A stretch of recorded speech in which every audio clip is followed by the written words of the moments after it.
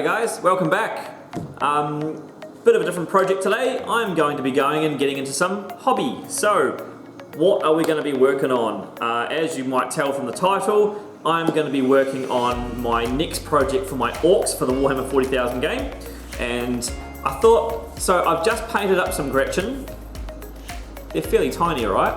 So the next thing we're going to work on is something a bit larger, just a bit larger. This here is my Gorkanaut. How about we work on this lab? So, I put them together, I've had them undercoated and a bit of a zenithal for a fair while now, zenithal sprayed, and I haven't really touched him since.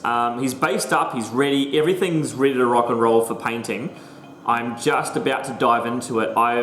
You know when you get a project and you're like, it's a bit daunting, it's a bit large, and I'm not sure where I should start? I'm just going to dive in. I think this guy just needs to dive in. Obviously, I've just seen now, he needs a bit of a dust. So, that'll be the first step. While I was handling him just before, what I found out, and on his kit when you're playing the 40k game with the Gorkanaut, you get to shoot everything. Like, he's got so many weapons, lots and lots of weapons. And when I put them together, his arms move, you know, up and down, etc. like that, and they're loose, so I actually can take them off. So, what I think I'm going to do, I just had this idea before, I'm actually going to take off all the extra bits that are separate, not attached, and we're going to paint them one by one. So, we've got this little gun thing, which is fine. We've got one of the arms, the right arms, we can paint that separately as well. Really kick-ass, that's bloody awesome, really cool. And we've also, I think, yeah, it goes back and forth, so this must come off. Ugh. Yep, he comes off. Alright, cool. So, we've got this guy as well. So, this is a big arm with rockets and everything like that. So, we've got rocket arm, we've got like a weird special gun arm, we've got like some sort of Gatling gun here, big shooter maybe, twin-linked big shooter, so it must be what that is. And then we've got the actual hull of the beast here. So I'm going to start off, I think we'll start off small and we'll work our way up. So why don't we do that? So we start with a little gun, and then we go to a bigger gun, we go to the biggest gun / claw, and then we go to the actual behemoth of the model. Let's give that a go. Let's just start small and eventually level our way up here. Just seeing here now, yeah, I definitely need a bit of a dust. So that'll be probably the first steps I do. So let's get over to the hobby table now and let's get this bad boy painted, eh? Let's get him really shining. So let's have a crack at that. So let's have a go.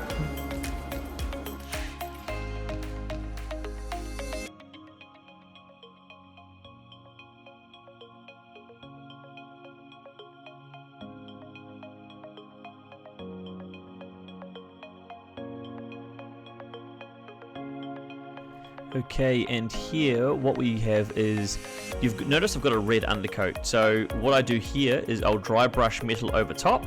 Looks a lot, you can get away with a lot of things doing this, like this will leave me with a battered metal rusted sort of look, and that's exactly where I want to go for when I start this. So because majority of these orcs have a lot of armor all over them, this really quickens the whole step up of like coating everything I need. It needs to be rusted armor. So this is just the start. We'll go more of it soon. But yeah, this is how I get mine kicked off. I'll zenithal red for like a dark browny red, and then I'll dry brush the metallic over top.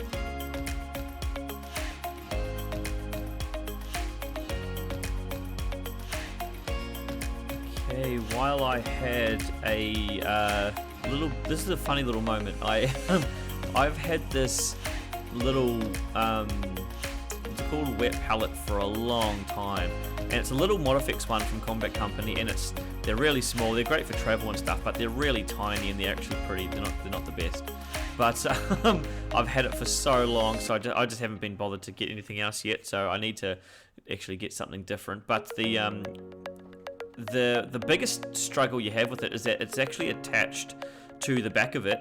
So what I decided to do was like, well, because it's got too much weight in the head, in its head, so it just topples over. So what I decided to do was like, oh, let's just cut it off and just have an open base wet pellet now. So as you can see, I'm just now using it as a half piece wet pellet, and it's actually been amazing, because now I've sort of got 2 wet pellets. I got 2 wet pellets for 2 different areas, or I've got a dry brushing pellet that as you can see from the top of the lid, as I use a lot of my metallics, and if I don't need to do some wet blending or like blend my colors, I'll just use the top of the actual pellet pad there. So yeah. We start getting into all the base colors here, so we're going through all the base colors. I want all my base colors on this before we do the Agrax Earthshade wash. So I want to get all my colors on, then I'm going to give it a nice big wash, get it really grim and grimy, and get all that metallic looking dark and dirty, and yeah, then it's sort of like a really big reset is how I see these washes of how I do it with my orcs. Yeah, it's just one big reset of getting into the recesses and letting me start again. So I forgot to drill out the gun barrels here. I'm a sucker for gun barrels, so I've just get the old knife out, and it's actually been more efficient and better than a drill, which was interesting. So yeah, I might start doing this more often, is like you just get the tip of the knife, use it exactly like a drill, and it actually makes the hole as big or little as you like, because the more you drill, obviously the wider the blade is on your knife going into the knife. So it can make the gun barrels actually really quite large. So yeah, it was interesting. But let's get those base colors down and get ready for the next step.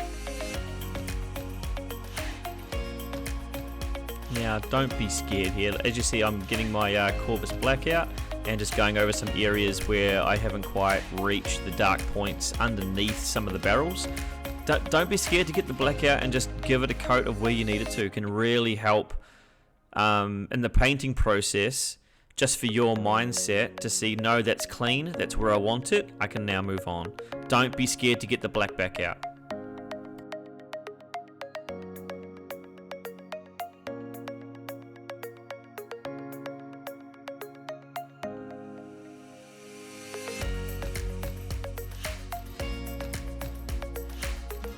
Here we go here with the wash. Now this is really fulfilling. Like this feels really good getting these out, because especially with orcs, and the way I'm doing this is dark, grimy. I want the metal parts to be dark, rusted up, battered up. It's just can be really nice just spreading a bunch of wash on there. And look, if you really want just like a basic tabletop standard, this is it. This is where we stop. Just stop here. This is fine. Nothing wrong with that. Makes it look dirty, makes it look grimy. It's going to look cool on the tabletop. Why not? That's fine. I'm just weird and go further.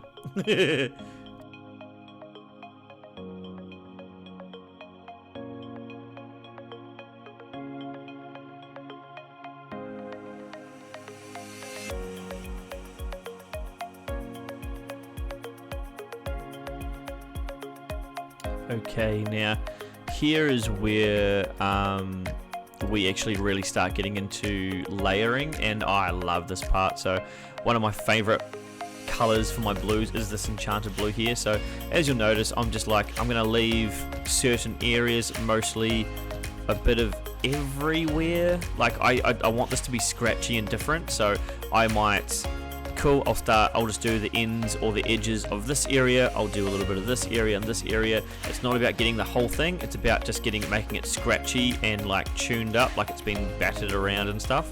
It really just gives it a good feel of where you're starting to see. You can always go back and add more, but you want to get this.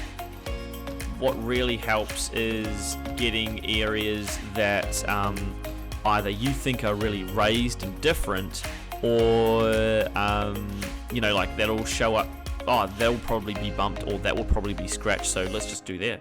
You may as well, right? So and that's all layering is. You're just building up from a dark color, you're going lighter and lighter and lighter and lighter. It's not hard. It just takes patience, I think, a lot of people. And obviously these wet palettes really help, because they help thin your paint down further to where it needs to be. So, and if you're ever not sure about how to start layering or where to start with the base color, slap a wash over it, just like what I've done here.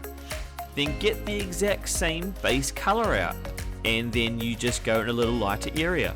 Like, that's as easy as it is. And then from there, just get another paint, and you're just going to slowly incorporate that mix into the other one by 50-50. Just go start by 50-50s. 50-50 here. Oh, cool. You want to the next step? Add a 50% more color of your light color. Cool. Into the one that you've been painting with. And then again, you do it again, 50% more. And just eventually you get lighter and lighter, and then you get to that original color. When you get to that original color and you've got all your layers through it, it's like, yeah, I've literally just layered and I've used one color. It's a good feeling, yeah.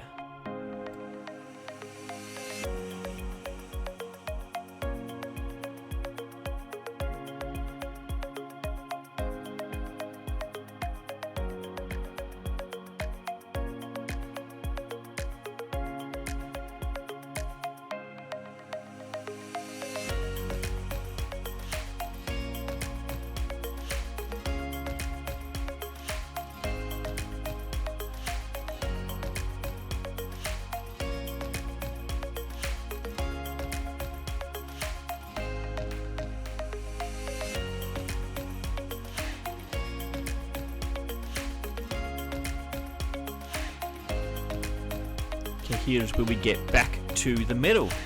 So I like my orcs to be real quite scratched up. So now we go back to the metallic paint that we want to use, and we literally just scratch it up, paint on all the high areas we want to. I'm going to make little lines everywhere. So if you're wanting to blend and all that sort of stuff, this isn't really the style to go for. My style is scratchy as hell, but it suits my orcs to a T, so it's like, that's why I've gone that.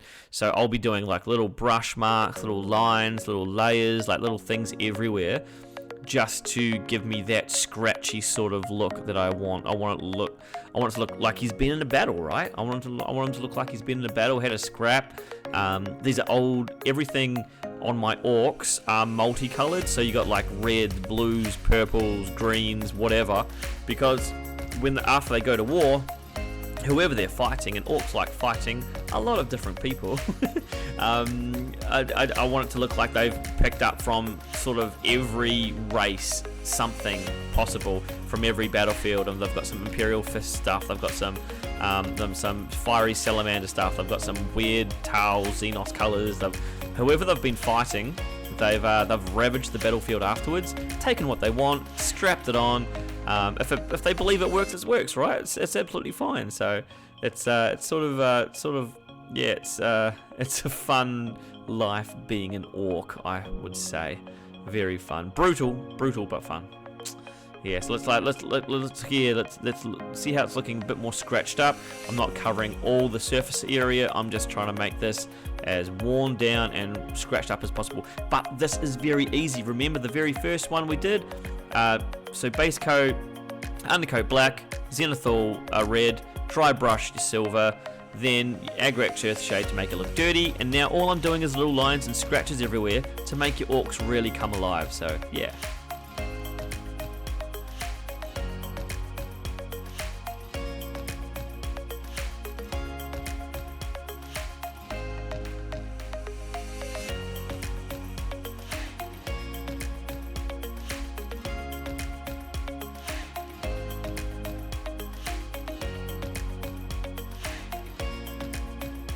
Let's go, here we are. This is the first, so we've just done the big shooter.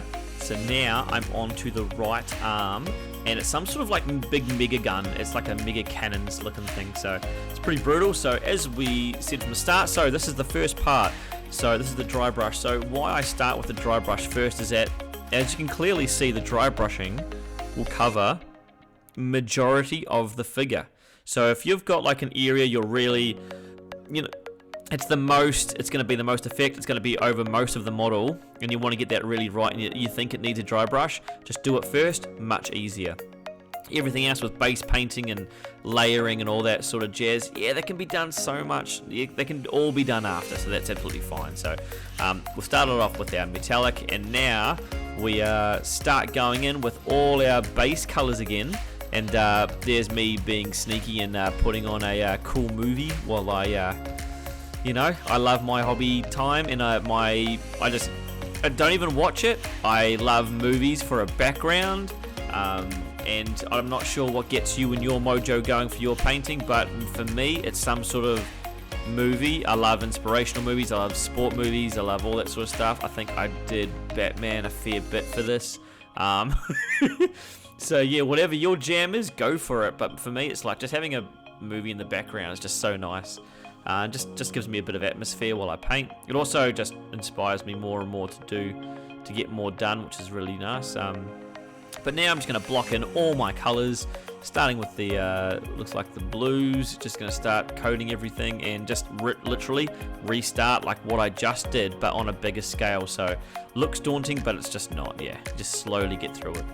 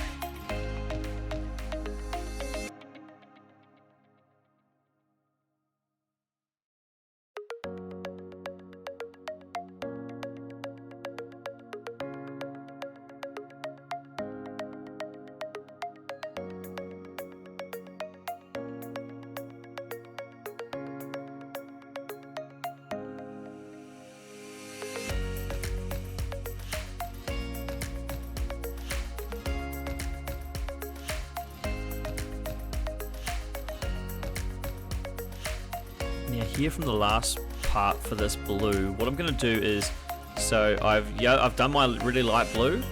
I need it just to pop that little bit extra. So don't go for a straight white, as that'll just wash your color right out. So what I've been using is a lot of bone. So I'll just get that bone mixed in with a bit of light blue, and that's going to be my final color. All it does is it makes it look like a bit more, not just blue. It looks at now, okay, that's a blue that's now been scratched up to some of the metal underneath. Like it just pops that bit more, and it just makes the eyes really go like, oh yeah, okay, that's got a nice highlight to it. So I found that, you know, that bone color for the last final part, just to be that like icing on the cake, as they say. So it's been really lovely to work with, actually.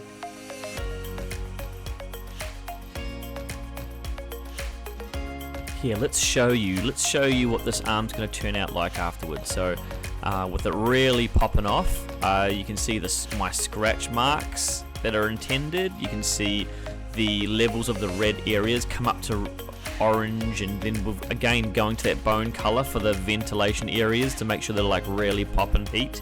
The yellow has also been topped off with bone, so again just giving that little bit of extra color.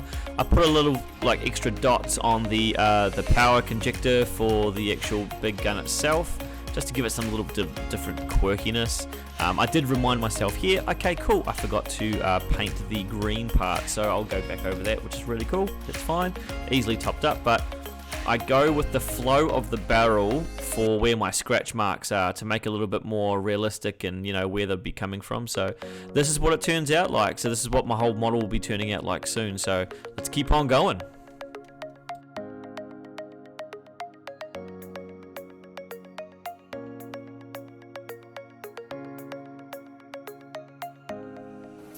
Here's the claw. I forgot to record the rest of the claw, so I'm really sorry about that, but I tend to do it exactly like all the rest. So imagine all the rest coming up with different spots and stuff. You'll see it obviously on the main review at the end of this, but yeah, so sorry, I totally forgot to record the this part of the paint. So, and the claws are some of the most gruesome, brutal part, right? So, oh well, it's alright.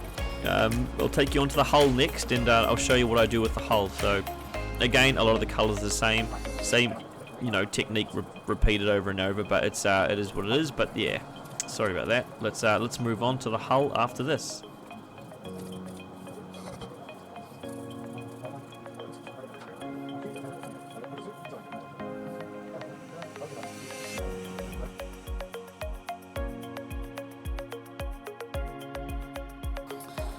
Hey guys, we're back.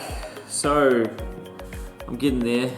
I'm getting there. This guy's big, and my painting style is very slow. So, I've got the hull to do left. So, we said we were going to start small. Done the gun. Little gun. Done him. Sits on top. Then we did the next one. The next smallest, the level up from there, was his right hand. So we've got his gun ready to rock and roll. Cool.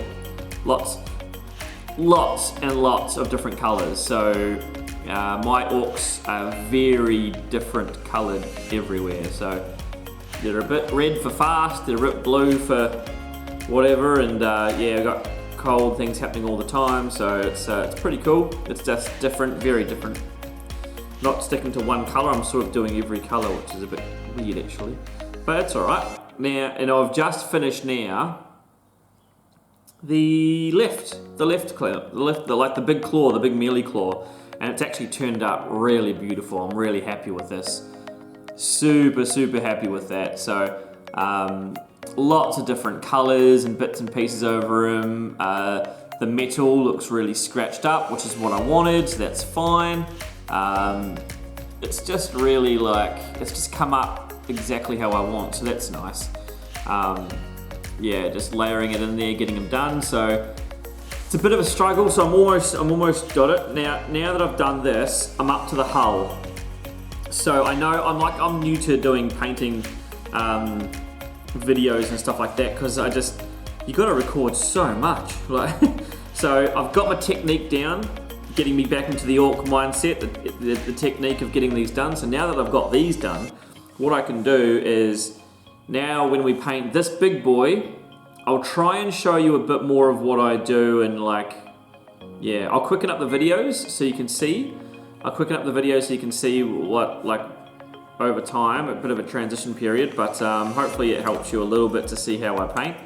But yeah, we'll see how we go. We've just got this last big chungus to do, and he's freaking huge. The way I paint, bloody hell, this is gonna take forever, but I feel like it's just gonna be amazing when he's done. It's gonna be incredible when he's done. Yeah, let's put it on, alright? Let's put this on. So, we got his big claw. Big claw.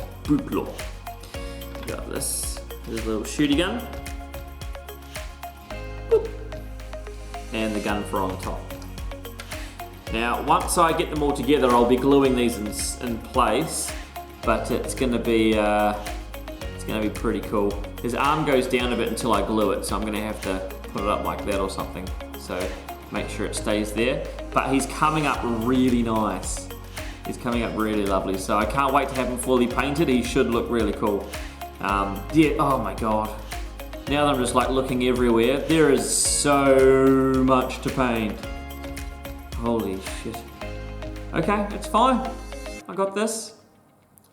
Just bit by bit, like what I've been doing, right? Just bit by bit. So let's jump into this side of it now, and we'll try and show you. Oh, it's gonna look so cool when it's done.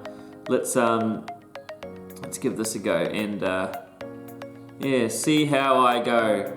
And also I should say, I'm probably not the best to do painting videos, because as I paint, I just make stuff up on the spot and just try things and colours and stuff, so it's probably not the best to watch because I'm not consistent. But I'm pretty random and wacky in that regards of using colours and how I paint. If you're trying to learn how to traditionally paint and be smooth and blendy and stuff like that, I'm probably not your man. But if you want wacky colours and different effects, then and that paints like a cartoony, that's probably me. I'm a very cartoony painter, so let's give this a go. But yep, onwards and upwards. Let's get to the next part now, and let's move on to the hull.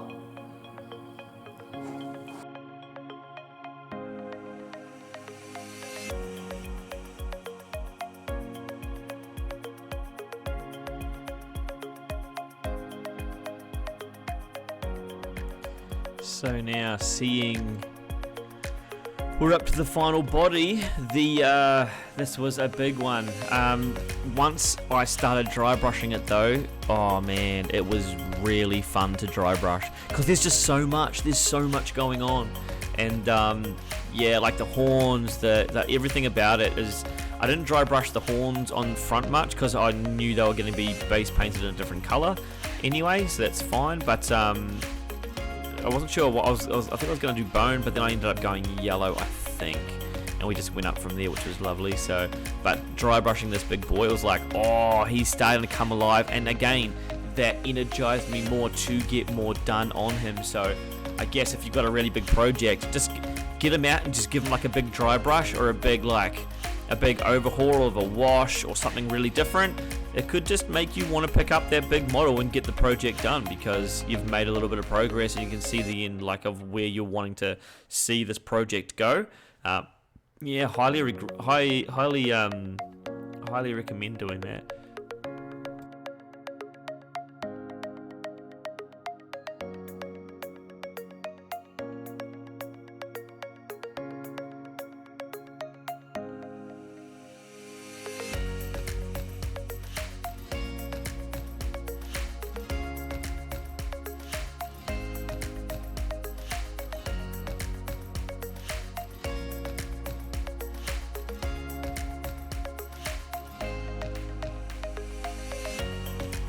And just like before, guess what we're doing? We are base coating all the colors in.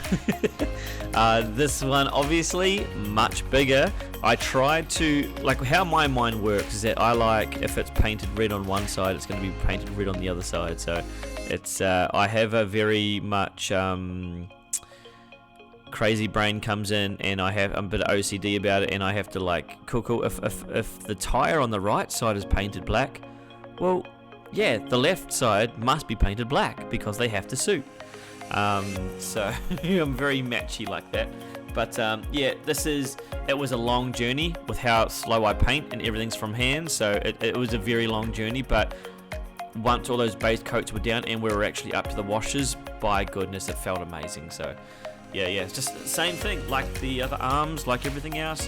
Just needed to base coat it, get ready for washing, bit by bit. So yeah.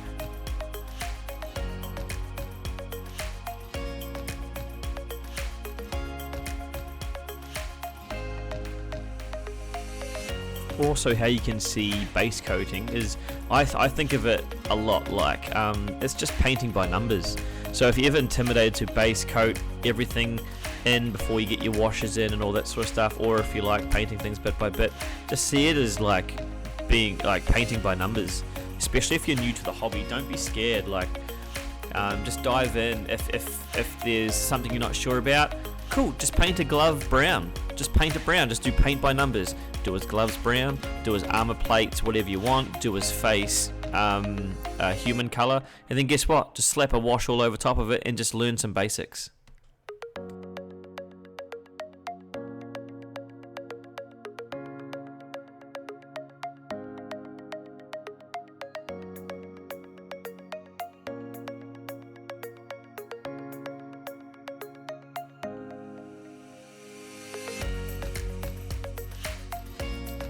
Now the yellow were tricky.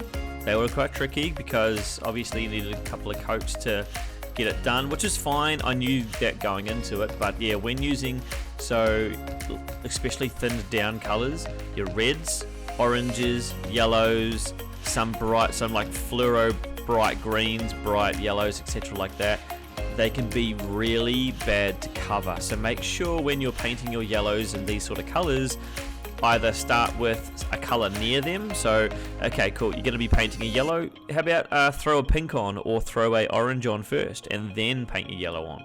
Or if you are going to be just going straight yellow, then find a base paint, like a good solid base paint that is created for that base coat. It'll still maybe take 2 or 3 coats to get like a really good proper yellow of what you're looking for, but it's definitely easier than straining yourself trying to paint 5, 6, 7 coats of like a thinned down yellow. It can be quite damaging to your hobby, because then after you pick that up, you're like, oh, do I really want to pick another model up? That was agony. So make it easier on yourself. Don't make it hard.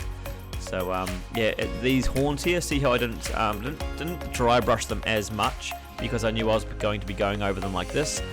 This was on the spot decision to make the horns this color, but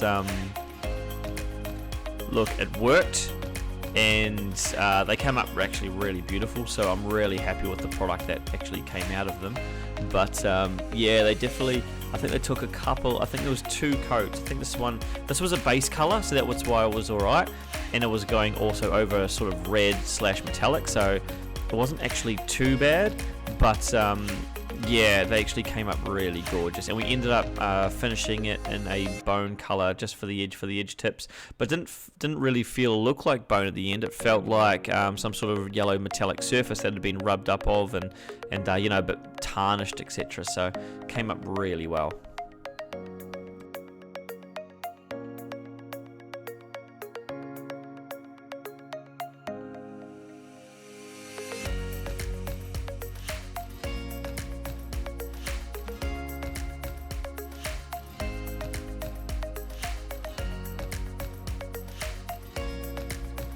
Everyone loves a good wash, so here we go with the Agrax Earthshade. Just coated everything with everything's based up and ready, and now we just really dig into the washes, pounding it on and just making sure we cover majority of the model, getting it all nice, grimy, disgusting.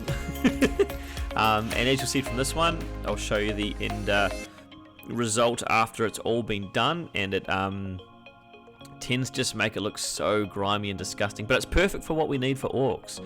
Like it's really is good. I could have gone a known oil, which is like just a black dark looking wash, but I wanted it to look grimy, grungy, dingy, so the Agrax has really come into play with that really well.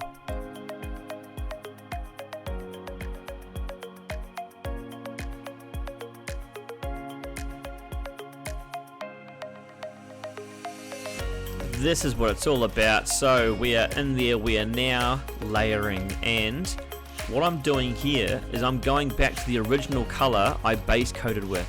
So remember how we did the we base coated it with yellow, and then we did Agrax Earthshade to dirty it down. I'm going back over with the original yellow color, leaving the recesses dark, etc., to really just start our layering journey.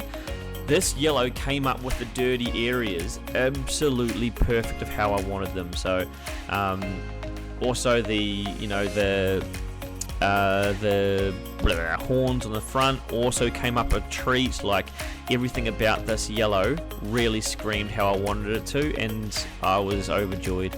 I was really happy. The pipes on the side actually looked really worn and dirty after the final bone went into the yellow and really drew that out too, so it's really handy. So you're just copying the edge of the pipes here, just getting the edge of the pipes, leaving the recesses dark, and then look, and also like the pipe on the middle, it had binding on each end, so it left a middle part. So what I did was just like I highlighted that middle part just where I wanted to. I didn't touch the edges. Just kept the edges nice and still, and then and dirty, and then yeah, you'll find your highlight once you get a bit more into it. But as you can see, it took a couple of coats to bring out the true color I needed, but it was, oh man, it was worth it. It was really nice. And when I do the horns, so normally when I do horns, I'll start from, we want to leave the recesses, etc. Unless you're doing dark horns, etc. From I love dark edged horns. They also look really effective, like a wild bull. I really love that. But if you wanted like just a nice edge sharp horn, then start from paint backwards, just paint backwards to the horn tip. You can go the horn tip and go in, but I find it much easier using that brush on the inside and coming back out to the tip of the horn rather than going the opposite way. So you'll make it all look scratchy, get some base layers down, and we start really cooking with this yellow. And yeah, it was a really fun. This was fantastic, this color.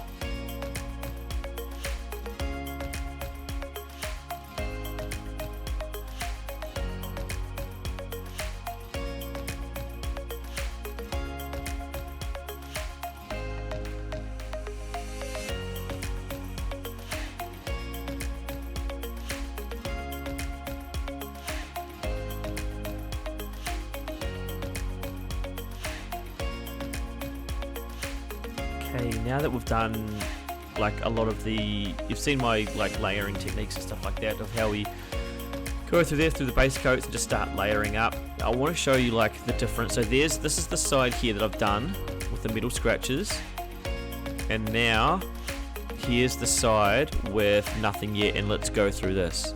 So this is the metal parts that I'll be just literally highlighting just to emphasize that, you know, roughed up look. And this is why it took so long to do this project. Every little nick, every little scratch, everything little like that had to be done bit by bit. Every tiny little screw, every tiny little part. I didn't dry brush it, I didn't do that. What I found was after I dry brushed it, put it over with a wash of Agrax Earthshade, what I noticed is that if I dry brushed it again for the raised areas of the highlighter, areas to get highlighted more and, you know, find out that different color, I wasn't getting the big scratches I wanted. So, and like the more defined scratches that I wanted, and I wasn't putting the paint in the right areas. So what I've been doing now with my orcs is, yes, I'll undercoat black, zenithal red, and then I will dry brush to get the initial metal, you know, worn metal on the color, on the actual model. But what I've found is that the brush scratches for the next layer of metal to go on top, that's what gives me my etch style. That's what gives me like this here, lines. All these little scratch marks just end up making the model what it is and getting it to where I want it to be really high and making those scratch marks really visible. And for that to happen, I've got to manually do them bit by bit, each scratch one by one. Yes, it's time consuming. Yes, it took me a long time. Yes, it got me frustrated. But but it was also like at the end, once it's all complete, it just makes me so much more happier. I could have just gone and done a dry brush, yes, but the more defined scratches, I'm addicted to it. That's probably the word to do it. I'm addicted to it. Once I've done it and I've seen what those scratch marks are like, much more defined, and I'm addicted.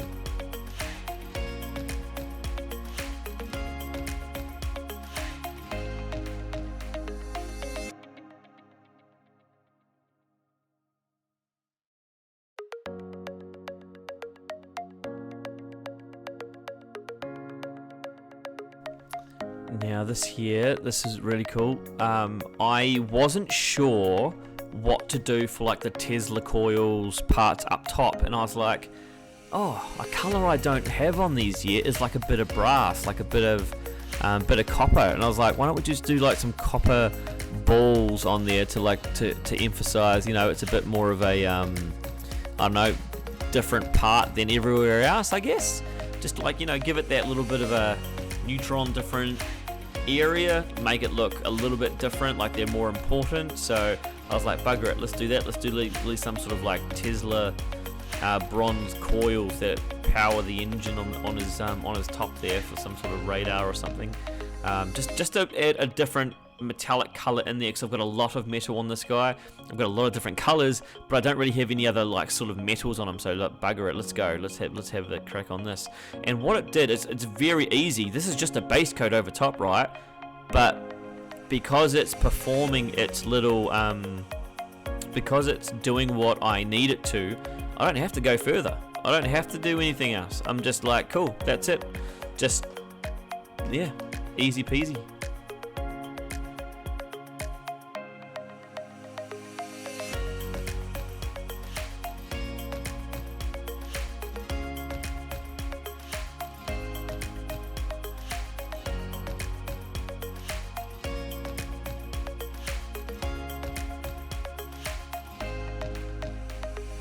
Ooh, we're on the home stretch, and this always feels so good.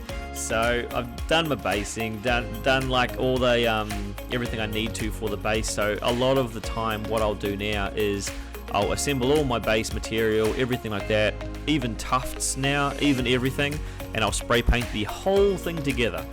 I just find it like painting a base is so fulfilling. It's really nice. You get some different textures. They really make the mini come alive. I really love it. They're really cool. And to start off painting these little like electrical barrels or whatever they are that are like pipes that are on the ground. Just I decided to go for blue, so I just keep on going for the blue sort of colors. Dry brush the brown areas all over top. It's very barren. These guys have been at war, so I'm not expecting anything to be alive around here. So I'm like, yeah, cool. This is just going to be, metal parts and mud and strewn like rocky areas everywhere. I like the way I've done my bases. So what I'll do is I'll dry brush the areas brown, then a light brown, and then what I'll do from there is I'll pick out the larger rocks that are in that area and I'll base paint them grey, and because I've got more of a cartoony style, I'll then just get a light grey and highlight with a light grey, going straight from grey to a light grey, which makes it very poppy, makes it very come out that like the contrast is very high, so it just means it goes boof when you see it. So and because majority of the area is brown, they really do come alive, and the rocks really you can see all the individual rocks everywhere because they've all just been done one by one, and they're all very they're very stark contrast to everything else around it. So yeah, very cool, very fun. As you go here, we have the Agrax Earthshade going on. I focused more on the areas here where, we had metal, we had colors, we had things that we wanted to dull down, which was fine. And then I started my process of, drying it out, dry brushing and getting there. So really cool. Let's see how it looks at the end.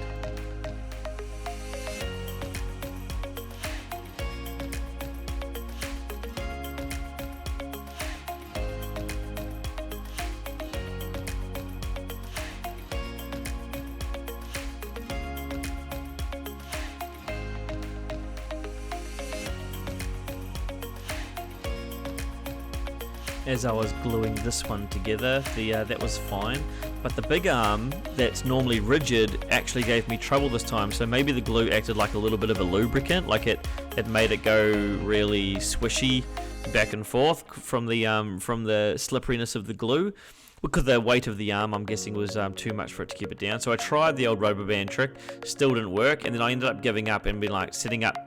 I think I set it up next to the camera once it was all done, so that I could actually just get it to lean on something and let it dry for a few hours rather than trying to hold it for so long. Yeah, as you can see the rubber band, I was umming and ahhing, and it was still going lower and lower and lower. I'm like, oh, okay, I'm just going to have to lean this against something else. And that's fine, is what it is. You can always just lean it up against something, and that's cool, just a different way of doing it. But had to reposition a little bit and then get him placed in something. But it is plastic glue, so once he's done now, he'll be set for stone. Let's see the final product.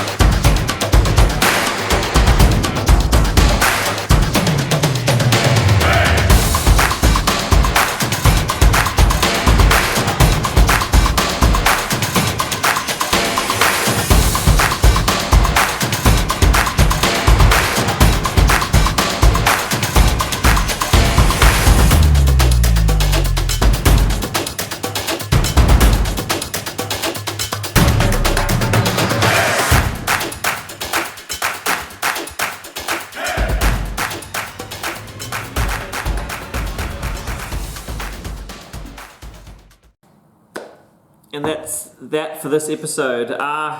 That's my first painting episode.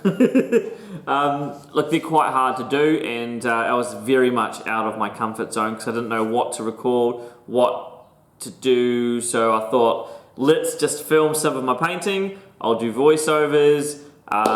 It's not as in detail as some others out there, but I'll see how I go. I might do some more in the future, but I don't know. It's a bit of a figurative thing for me, so we'll have a crack. But it does feel really good to have him done though, like to complete him and have him like actually all done and ready to rock and roll. He's a big lad. He's a big boy. He's ready to go stomp some faces, which is really cool. The journey's been really cool, but it did take a long time, so I am happy he's over, but I am also really happy with the outcome of what I've achieved here, so I'm proud of this. This is really cool. This is really lovely. He's a great, also like every army that you have in these games, you really do want like a really cool centerpiece for your army to like, you know, draw some attention or draw like some, got swarm of orcs everywhere, and then you got this big lumbering giant coming towards you. Like, it's really cool and just tells a really cool story. So all about telling stories. Telling stories is the key. So super happy that he's done. All my orcs have got really a lot of color, a lot of vibrant color on them, and my paint style is very like a bit like One Piece. It's very cartoony, but it's look, it works for me, and I'm really happy with what I've got here. So he's ready to rock and roll for the tables, which is really cool. So I'm happy as. So the next one, I'm not sure what I'll do next. I want to start getting back into my dioramas. I might do something that's I've got an idea that I want to do that ticks the box of diorama plus ticks the box of gameplay and actual having games. So maybe we hit down that road. I'm going to take a day to think about it, which will most likely just be a couple of hours, and then I'll find something. I've got that many projects I want to do, which is cool. But yeah, I'll dig into that next, I think. Something big, terrain, something that I can play with, but also that's also something really a beautiful piece for the table, so for something like a bit more diorama-like. So thank you so much for tuning in for this episode and checking out what I've got on offer for everyone to come and watch and things. It really means a lot. And yeah, I hope to see you soon at the next one. And let's dive onto it. But I might okay, a little bit of a key. I'll go like dinner dinner dinner dinner dinner dinner dinner dinner dinner. So if you know what that is, put it in the comments of what you think it is. What you think it is. I hope I did it right. Dinner. Yeah, I think I got it right. But we'll see how it goes. That's terrible. I gotta go. See you later. That's stupid.